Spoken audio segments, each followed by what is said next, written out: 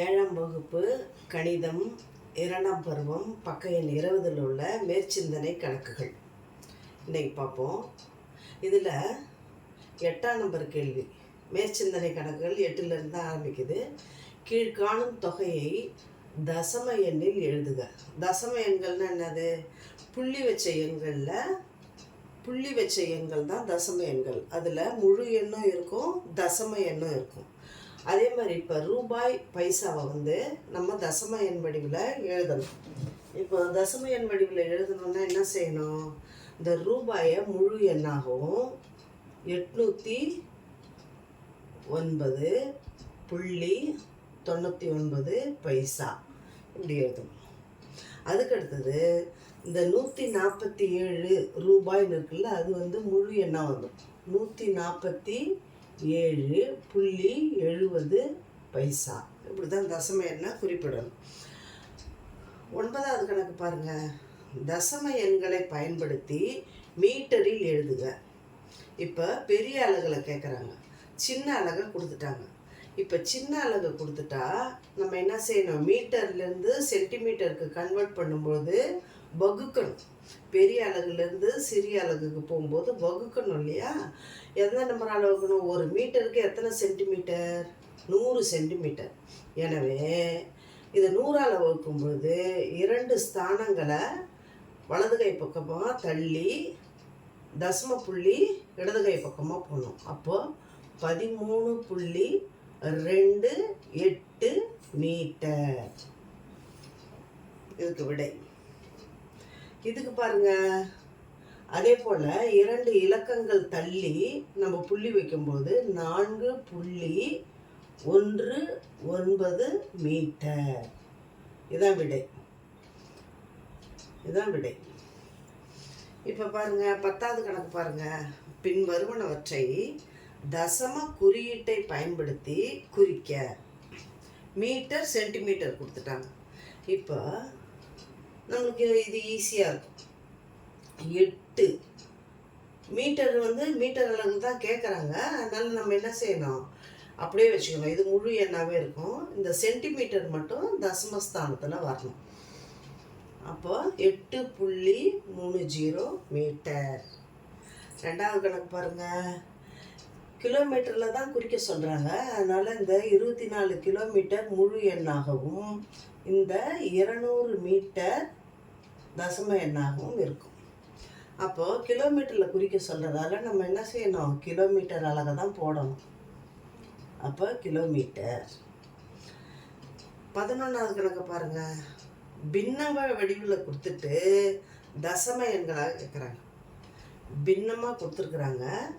அவங்க என்ன செஞ்சுருக்காங்க? தசம வடிவில் கேட்குறாங்க. தான் இந்த பின்ன வடிவத்தில் A/B என்ற வடிவத்தில் உள்ளது தான் பின்ன வடிவம். தசம வடிவில்னாக்கா புள்ளி வச்ச எண்களாக மாறணும். அப்போது இங்கே கீழே பாருங்கள், 4 இலக்கங்கள் இருக்குது. இங்கே 2 இலக்கங்கள் இருக்குது. இங்கே ஒரு இலக்கம் 0 இருக்குது. அப்போது 4 இலக்கம் தள்ளி வைக்கணும். ஏற்கனவே 4 இலக்கம் இருந்ததுன்னா 4 இலக்கத்தை தள்ளணும். இங்கே 2 இலக்கம் தான் இருக்குது. அதனால் நம்ம என்ன செய்யணும்? 0வுக்கு அப்புறம் 0 ஆட் பண்ணி நம்ம 2 3ன்னு போடணும். 2 3ன்னு போடணும். இப்போ பாருங்கள், 4 இலக்கம் தள்ளி, அதாவது சோத்துக்கை பக்கம் 4 இலக்கம் தள்ளி நம்ம தசம புள்ளி ட்ராவல் ஆகிருக்கு பாருங்கள். அப்போது 0.0023 தான் விடை.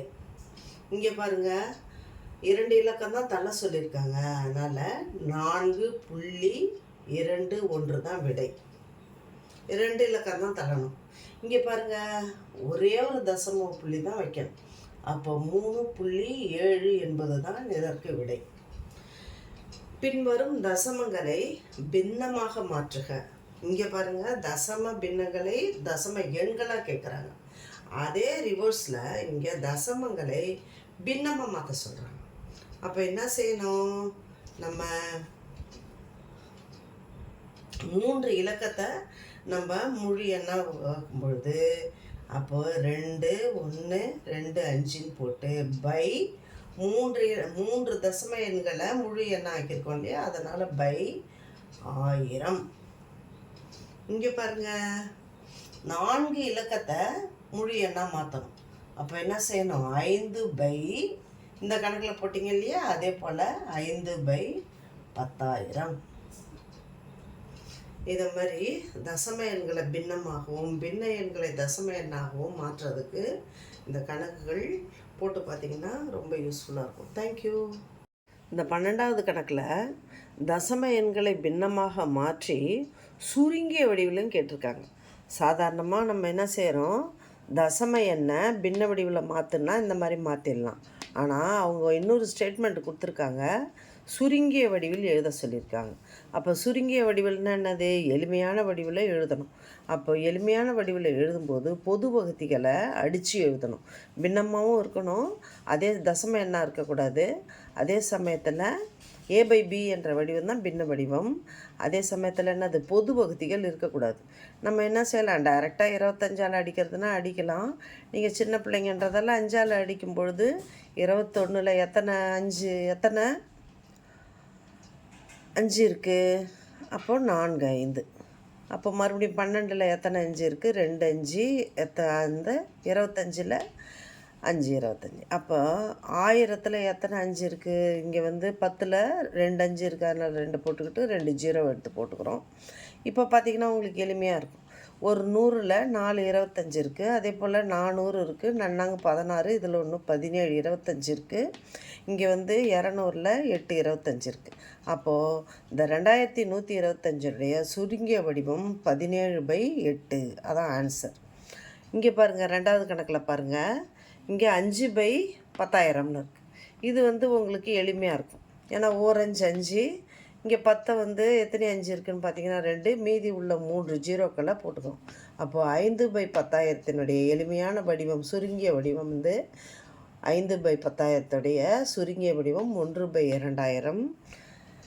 2125/1000 சுருங்கிய வடிவம் 17/8. தேங்க்யூ.